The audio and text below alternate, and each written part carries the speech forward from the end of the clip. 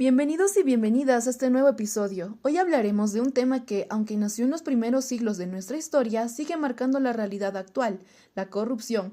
Nos centraremos en el Perú colonial, un periodo donde las prácticas corruptas no solo afectaron la política y la economía, sino que también dejaron huellas profundas en la sociedad. Entender cómo funcionaba en ese tiempo nos permitirá reflexionar sobre lo que seguimos viviendo hoy en día.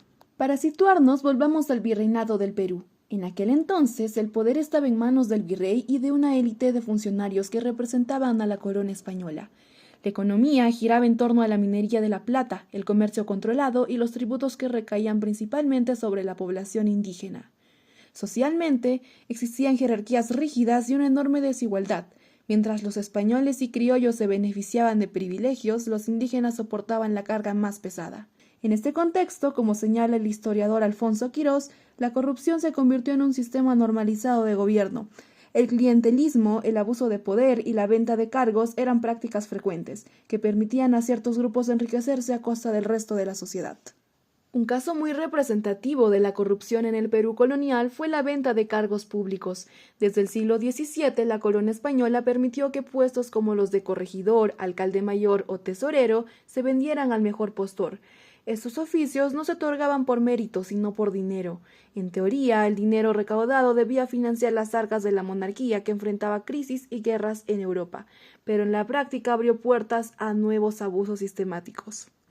El corregidor, por ejemplo, era la máxima autoridad en las provincias. Un hombre que pagaba grandes sumas por este cargo esperaba recuperar su inversión rápidamente.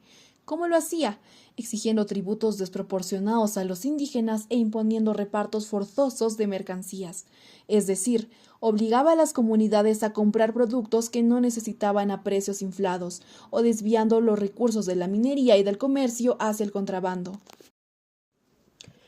Quirós señala que esto generaba un círculo perverso. Mientras más caro costaba el cargo, más corrupción practicaba el funcionario para enriquecerse. Y no hablamos de casos aislados.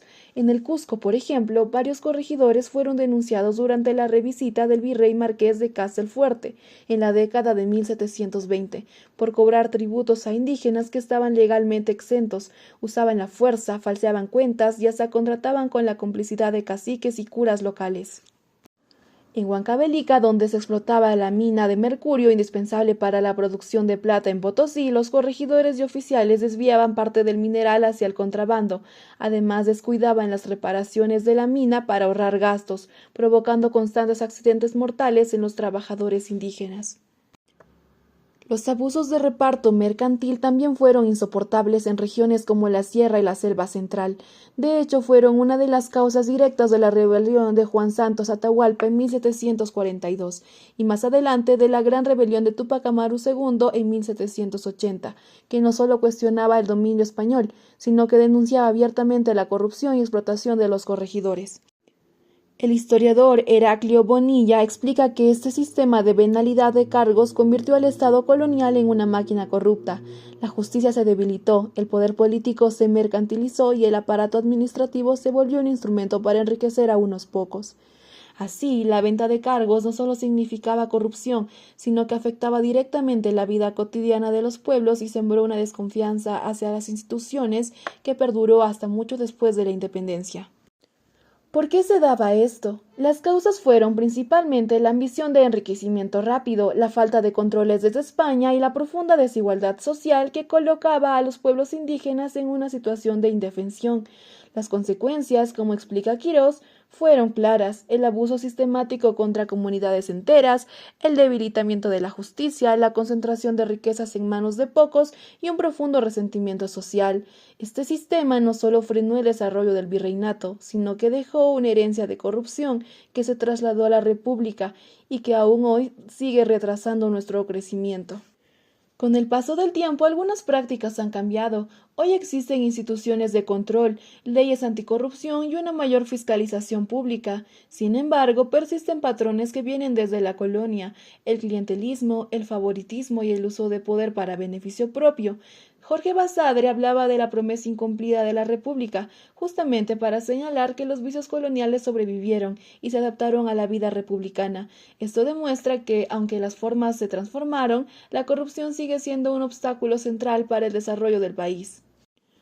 En el periodo colonial, los actores principales fueron los corregidores, funcionarios virreinales y comerciantes que buscaban ganancias rápidas.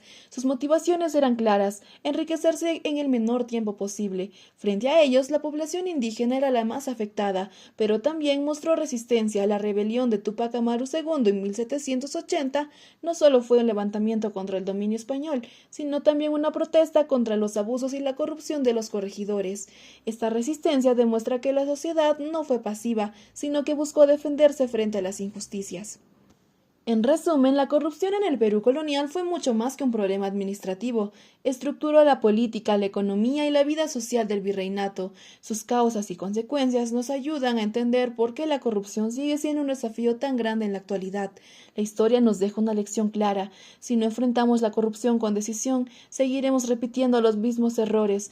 Hablar de ella no es mirar solo el pasado, sino reconocer y recordar las raíces de nuestros problemas presentes y buscar caminos para un futuro más justo. Gracias por acompañarnos en este episodio.